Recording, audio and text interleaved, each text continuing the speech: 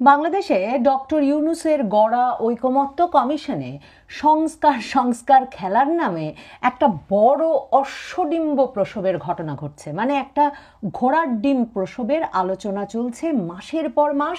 আর doctor Yunus দেশে দেশে গিয়ে গিয়ে এই প্রচার করে আসছেন যে তারা বিরাট সংস্কার আনছেন। দেখেন, বাংলাদেশের রাজনীতিতে, বাংলাদেশের সমাজে, বাংলাদেশে যেভাবে চলছে তাতে আমরা কোন সংস্কার চেয়েছিলাম? নিশ্চয়ই আপনি আমিও যে পরিবর্তন চেয়েছিলাম তার একটা বড় পরিবর্তন ছিল বাংলাদেশে দুর্নীতি কমে আসবে, বাংলাদেশে জোর জার মুলুকতারের আচরণ কমে আসবে, বাংলাদেশে যার হাতে যত শক্তি, যার হাতে যত ক্ষমতা সেই লুটপাট করবে, সেই চুরিধারি করে বেড়াবে এবং সে যা বলবে তেমনভাবেই বিচার বিভাগ চলবে, আদালত চলবে, আইন আদালত সব একই গোষ্ঠীর নিয়ন্ত্রণে থাকবে। কাউরান বাজার থেকে সর্বোচ্চ আদালত, সেসব থেকে আমরা মুক্তি চেয়েছিলাম। কিন্তু সেসবে কি মুক্তি ঘটেছে? ডক্টর ইউনূসের সরকার যে সংস্কার নিয়ে এসেছেন তাতে আমরা দেখতে পাচ্ছি বাংলাদেশে সর্বোচ্চ আদালত থেকে একেবারে স্থানীয় সরকারের ইউনিয়ন পরিষদ পর্যন্ত প্রত্যেকটি পদ পদায়ন হয়েছে মবের মাধ্যমে, তাদের ছাত্রদের সিদ্ধান্তে। আমরা দেখছি এই গুণধর ছাত্ররা ডক্টর ইউনূসের, তারা পাঠ্যপুস্তক বোর্ড থেকে কাগজ বাণিজ্য করে 400 কোটি হাতিয়ে নিচ্ছে। তার উপদেষ্টা আসিফ মাহমুদের পিএস সারা বাংলাদেশ জুড়ে পদ পদায়ন করে শত শত কোটি টাকা হাতিয়ে নিচ্ছে। তারা যাচ্ছে নগদ ঠিক করতে গিয়ে সেখানে নিজেদের বউ সহ আত্মীয় স্বজনের চাকরি দিচ্ছে, আবার শত শত কোটি টাকা হাতিয়েও নিচ্ছে। আমরা দেখলাম সারা বাংলাদেশ জুড়ে সকল সরকারি দফতরে ছাত্র সমন্বয়ক নামে একটা পদ সৃষ্টি করে মন্ত্রণালয় থেকে শুরু করে থানা পর্যন্ত একটা নতুন ঘুষ বাণিজ্যের জায়গা তৈরি হলো। এই তো নতুন বাংলাদেশ। এই নতুন বাংলাদেশই তো ডক্টর ইউনূস গড়ছেন আর বড় বড় কথা সংস্কার সম্পর্কে বলে বেড়াচ্ছেন। এখন এই সংস্কারটা যে কি তা আমাদেরকে কোনোভাবে কিন্তু জানানো হয় নাই। আমরা জানি যে আমাদের ত্রাণ করতে সেই মার্কিন মুলুক থেকে এক বিরাট জ্ঞানী, সাংবাদিকতার শিক্ষক ছিলেন ঢাকা বিশ্ববিদ্যালয়ে, পরে গিয়ে মার্কিন মুলুকে পড়ালেখা করেছেন, সেখানে পড়িয়েছেন, সেই বিরাট জ্ঞানী আলী রিয়াজ সাহেবকে ডেকে নিয়ে আসা হয়েছে। তিনি যেসব সংস্কার প্রস্তাব নাকি স্প্রেডশিটে লিখে লিখে রাজনৈতিক দলগুলোকে দিয়েছেন, তারা সেখানে প্রথমে হ্যাঁ না বলেছে। এখন তাদেরকে আলোচনার সুযোগ দেওয়া হয়েছে এবং তারাই নির্ধারণ করে ফেলছেন বাংলাদেশের জনগণ কি সে মহান সংস্কার যার জন্য তীর্থের কাকের মতো এতদিন বসেছিল এবং আরো কতদিন যে বসে থাকতে হবে তার কোনো ঠিক নেই।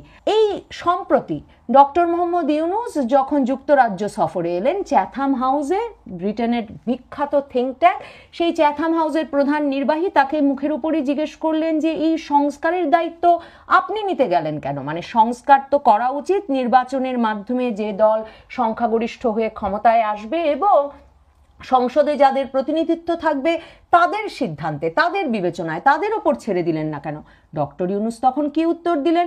ডক্টর ইউনূস বললেন হেসে, আপনি যে কি বলেন, মানে বাংলাদেশের জনগণকে যদি বাইক্যামেরাল লেজিসলেচার মানে দ্বিকক্ষ বিশিষ্ট আইনসভার মতো কঠিন কঠিন কথা বোঝাতে যায়, তারা বলবে আমাকে এসব বোঝাতে আসবেন না, তো আমাকে টাকা দিন আর বলে দিন কাকে ভোট দেবেন, যা যে টাকা দেবে আমি তাকে গিয়েই ভোট দেব। মানে আমার দেশের সরকার প্রধানের, যিনি এই সংস্কার করে বাংলাদেশকে ত্রাণ করতে নিজে এসেছেন আর বিদেশ থেকে আলী রিয়াজ, রজার রহমান নামক একদল লোককে উড়িয়ে এনেছেন, তারা আমাদেরকে কত বড় ত্রাণ করতে এসেছেন ভাবুন। দ্বিকক্ষ বিশিষ্ট পার্লামেন্টের মতো কঠিন কথা আপনারা কোনোদিন শুনেছেন?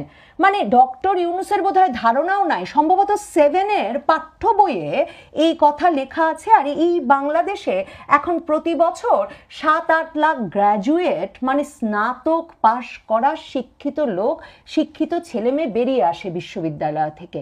মানে ডক্টর ইউনূসের স্বভাব তো সেই 70-এর পর থেকেই ভিক্ষা করে করে টাকা আনা, বাংলাদেশের দারিদ্র বেচে, বাংলাদেশের অশিক্ষা বেচে, বাংলাদেশের দুর্নীতি বেচে। কাজেই বিদেশের মাটিতে গিয়ে তার মনে থাকে না যে আমরাও দু কলম পড়ালেখা জানি আর হয়তো বাইক্যামেরাল লেজিসলেচার কোন যুক্তিতে তিনি আর তার আলী রিয়াজ বাংলাদেশের সকল সমস্যার সমাধান বলে মনে করছেন, তাদের সেই যুক্তিগুলো বুঝবারও আমাদের সক্ষমতা ছিল। যাই হোক, ওই চ্যাথাম হাউসের বক্তব্য শোনার পর আমার মনে হলো কি কি মহান সংস্কার ডক্টর ইউনূসের সরকার আনতে যাচ্ছে এটা তো খতিয়ে দেখা দরকার। কারণ দেখুন, মূল পক্ষগুলোর মধ্যে বিএনপি ছাড়া আর কোনো, মানে মূল তো তিনটি রাজনৈতিক পক্ষ এই সংস্কার আলোচনার, বিএনপি, জামায়াতে ইসলামী আর ডক্টর ইউনূসের দল জাতীয় নাগরিক পার্টি এনসিপি। দেখেন, একমাত্র বিএনপি ছাড়া আর কোনো দলের আমরা আসলে জানি না যে তাদের রাজনৈতিক আদর্শ কি, তারা কি কি ধরনের সংস্কারের কথা ভাবছে। বিএনপি তো বেশ কয়েক বছর আগে 31 দফা সংস্কার প্রস্তাব দিয়ে সেগুলো নিয়ে সংবাদ মাধ্যমের সঙ্গে আলাপ করছিল, বাংলাদেশের বুদ্ধিজীবীদের সঙ্গে আলাপ করছিল, নিজেরা দলের মধ্যে সেসব আলাপ করছিল। আর এনসিপি, ডক্টর ইউনূসের দল, তারা যে ঠিক কোন আদর্শের বাংলাদেশ গড়তে চায়, মানে তারা ডানপন্থী দল না বামপন্থী দল, এটুকুও আমরা এখনো জেনে উঠতে পারলাম না। আর জামায়াতে ইসলামী তো বরাবর বলে এসেছে তারা আল্লাহর আইন চায়। তাহলে এই ইহলৌকিক সংবিধানের কাছ থেকে তাদের কি প্রত্যাশা, সেটা যতক্ষণ না পরিষ্কার হয় ততক্ষণ এই আলোচনা, সংস্কার প্রস্তাবের আলোচনায় আসলে এই রাজনৈতিক দলগুলোই যে আমাদের প্রতিনিধিত্ব করছে তাই বা নিশ্চিত হই কি করে। আর ধরুন, ওইসব আরও অনেক পার্টি যোগ দিয়েছে, সিপিবি, জোনায়েদ সাকির গণসংহতি পরিষদ, তারা নিজেরাই বুঝছে যে তারা ওই আলোচনার দুধ ভাত। এবি পার্টিও আছে, আম জনতা পার্টি টার্টি, ভাসানী পরিষদ, এরকম নানা দলকে ঐকমত্য কমিশন সভায় ডেকেছিল। তো সেসব রাজনৈতিক দল নিয়ে না হয় আলাপ বাদই দিলাম।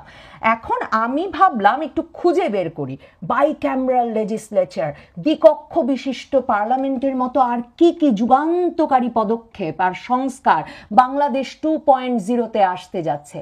তখন আমি দেখি যে সত্যি কত বড় ঘোড়ার ডিমের প্রস্তাব নিয়ে আমেরিকা থেকে উড়ে এসেছেন আলী রিয়াজ। যেসব প্রস্তাব নিয়ে আলাপ হচ্ছে তার একটা তো বললামই, দ্বিকক্ষ বিশিষ্ট পার্লামেন্ট। আরেকটি প্রস্তাব নিয়ে আলোচনা হচ্ছে, দেখেন দ্বিকক্ষ বিশিষ্ট পার্লামেন্টের ধারণাও কিন্তু তিনি যুক্তরাষ্ট্র থেকে উড়িয়ে এনেছেন। আরেকটা বিষয় নিয়ে ভীষণ আলোচনা চলছে, সেটা হচ্ছে রাষ্ট্রপতি নির্বাচনের জন্য ইলেকটোরাল কলেজ গঠন হবে। যারা আমরা একটু মার্কিন যুক্তরাষ্ট্রের নির্বাচন ফলো করি তারা জানি এই ইলেকটোরাল কলেজ শব্দটিও আলী রিয়াজ নিয়ে এসেছেন মাথায় ভর্তি করে সেই আমেরিকা থেকে।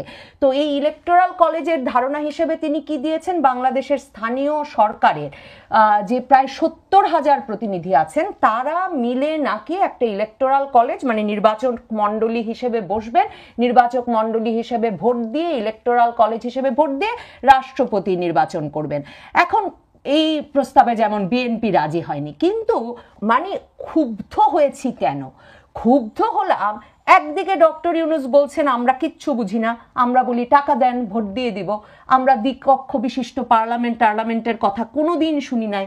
অন্যদিকে দেখেন, আপনি পত্রিকা ঘেটে হয়রান হয়ে যাবেন। সংস্কার প্রস্তাবগুলো মূলত কি, সেই আলাপ কোথাও খুঁজে পাবেন না। তার মানে এই যে বলা হচ্ছে জুলাই আগস্টের আন্দোলন ঘটিয়েছে ছাত্র জনতা, তার মানে ওই গুটিকয় এনসিপির নেতা ছাড়া ছাত্র জনতার প্রতিনিধিত্বকারী বলেও আমাদের কাউকে বা জনগণের কোনো অংশকে ডক্টর ইউনূসের সরকার মনে করে না। আপনি পত্রিকা ঘাটলে বুঝবেন যে খুব খেটে সাংবাদিকতা করে যে সংবাদ মাধ্যমগুলো, তারা খুঁজে খুঁচিয়ে নানা সময়ে কি নিয়ে আলোচনা হচ্ছে, সেটাতে কি প্রস্তাব আছে, এমন নানা বিষয় খুঁটিয়ে বের করে এমনভাবে কয়েকটি ইস্যু তুলে আনতে পেরেছে আপনার আমার জন্য, যে আপনার নিজেকে মনে হবে একজন ক্ষুধার্ত কুকুর যে অপেক্ষা করছেন যে সরকার যদি সংস্কার প্রস্তাবের কয়েকটি হাড্ডি আপনার দিকে ছুঁড়ে দেয় তাহলে সেই হাড্ডি কুড়িয়ে নিয়ে আপনি পরীক্ষা করে দেখবেন এটা খাওয়ার যোগ্য কিনা। মানে এ ধরনের অবহেলা, এ ধরনের অনাচার, এ ধরনের মাত্রাতিরিক্ত সীমা লঙ্ঘনের সাহস একটা অন্তর্বর্তীকালীন সরকার কোন ম্যান্ডেটে পায়? এই প্রশ্ন বাংলাদেশে আমরা কেউ কখনো করব না। তারপর দেখুন, আরেকটি বিষয় নিয়ে আলাপ হয়েছে ঐকমত্য কমিশনের বৈঠকে, সাংবিধানিক কাউন্সিল গঠন, এনসিসি গঠন। তো এই সাংবিধানিক কাউন্সিলে বিএনপি নেতার বরাতে সংবাদ মাধ্যমে খবর দেখলাম যে রাষ্ট্রপতিকে প্রধান করে 9 সদস্যের একটা কমিটি হবে, সেখানে প্রধানমন্ত্রী থাকবে, উচ্চ কক্ষ নিম্ন কক্ষের স্পিকার থাকবে, কারণ যেহেতু ওই যে বাইক্যামেরাল লেজিসলেচার গঠিত হচ্ছে, বিরোধী দলীয় নেত্রী, প্রধান বিচারপতি, বিরোধী দল কর্তৃক ডেপুটি স্পিকারকে নিয়ে এই এনসিসি গঠিত হবে। এই এনসিসি কাকে কাকে নিয়োগ দেবে আমি তন্ন তন্ন করে খুঁজেও সেই বিষয়টি আসলে খুঁজে পেলাম না। তার মানে কেউ আমাকে জানাতে চায় না, আপনাকে জানাতে চায় না, জনগণের কোনো অংশকে জানাতে চায় না এই এত বড় বড় সিদ্ধান্তের ব্যাপারে। তো বিভিন্ন দলের আপত্তি থেকে যেটা বুঝলাম, এই সাংবিধানিক কাউন্সিলের পরে রাষ্ট্রপতিকে নিয়োগ দেবে, সশস্ত্র বাহিনীর প্রধানদের নিয়োগ দেবে, বিচারপতিদের নিয়োগ দেবে এবং মানবাধিকার কমিশন, দুর্নীতি দমন কমিশন সহ স্বাধীন কমিশনগুলোর সদস্যদের নিয়োগ দেবে। তো আপনি ভেবে দেখুন যে এই প্রেসক্রিপশনের বান্ডিল, এই দিস্তা কাগজ কোথা থেকে আলী রিয়াজ বা ডক্টর ইউনূস সরকার নিয়ে এলেন যে সেই দিস্তা কাগজ তারা স্প্রেডশিটে ফেলে হ্যাঁ না ভোটের জন্য আর এখন আলোচনা করে নিজেদের মধ্যে বাকবিতণ্ডা করে মাসের পর মাস ইউনূস সরকারকে মসনদে বসিয়ে রাখবার জন্য সময় নষ্ট করার এক মহা সুযোগ পেয়ে গেল ঐকমত্য কমিশন। এখন তারা বলছে জুলাই সনদ সেসব বিষয় নিয়েই হবে যেসব বিষয়ে আপাতত রাজনৈতিক দলগুলো একমত হবে এবং জুলাইয়েই তারা জুলাই সনদ ঘোষণা করে দেবে। এখন দেখুন, আমি যেটা দেখছিলাম দ্বিকক্ষ বিশিষ্ট পার্লামেন্ট, সেটাতেও জামায়াতে ইসলামী চায় আনুপাতিক প্রতিনিধিত্ব পদ্ধতিতে নির্বাচন হোক।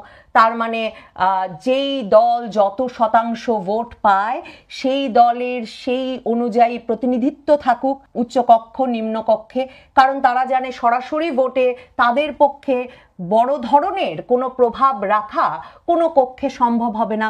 বিএনপি তাতে রাজি নয়। বিএনপি সাংবিধানিক কাউন্সিলকে যেভাবে দেখতে চায় জামায়াতে ইসলামী এনসিপি সেভাবে দেখে না।